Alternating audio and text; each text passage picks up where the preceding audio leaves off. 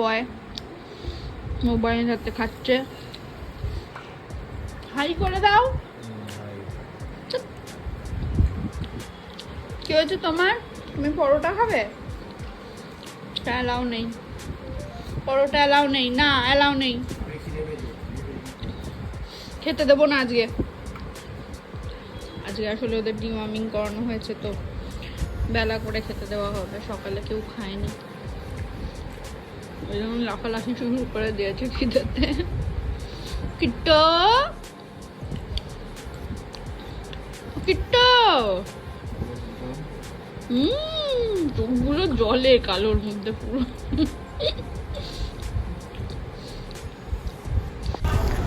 তো খাওয়া দাওয়া করে আমি আর ইভান একটু বেরিয়ে গেলাম। ওর একটা জায়গায় পিক আপও ছিল কাছাকাছি, আর তার মধ্যে এরকম ওয়েদার, তাতে আমি গাড়ি চড়ার লোভটা আবার সামলাতে পারি না।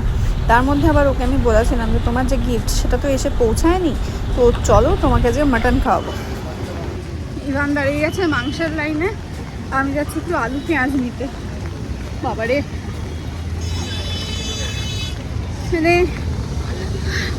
আমার বোন হয়েছে 11 তারিখে, ও হয়েছে বৃষ্টির মধ্যে।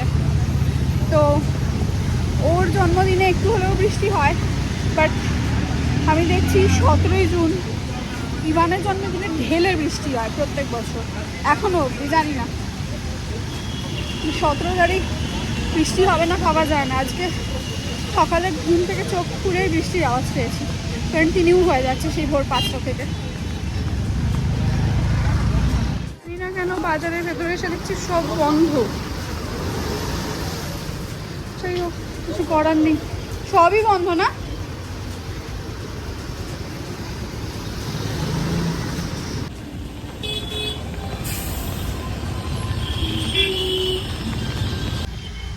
এবার মাংসটা নিচ্ছে, আমি গাড়িতে এসে বসলাম, বৃষ্টিটা ভালোই জোরে পড়ছে। বললো যে আমাদের বাজারে কেউ একজন মারা গেছে, কেউ লটারি ফটারির কোনো দোকান, তিনি মারা গেছেন। আর এখানে বাজারে সিস্টেম হচ্ছে কি, যদি কেউ মারা যায় না তাহলে একটা দিন সিলেক্ট করে ওরা পুরো বাজার বন্ধ রাখে। তো আজকে পুরো বাজার বন্ধ।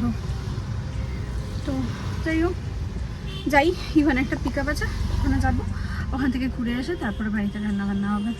মাংসটা নিয়ে নিলাম, কারণ আজকে বৃষ্টির দিন, কখন যে পট করে বন্ধ করে দেবে কোনো ঠিক নেই। আর বাই চান্স যদি রাস্তাঘাটে দেরি হয়ে যায়, রাস্তাঘাটে জ্যামের ব্যাপার, জলের ব্যাপার, তো ওই জন্য মাংসটা আগে নিয়ে নিলাম। এবার আমরা যাব। এখন বাজছে 3টে, আর এখন মাংস হচ্ছে। আমরা ঢুকেছি অনেক দেরি করে, আমি না ব্লগগুলো আর করতে পারিনি রাস্তায় বেশি, আমার ফোন সুইচ অফ হয়ে গেছিলো।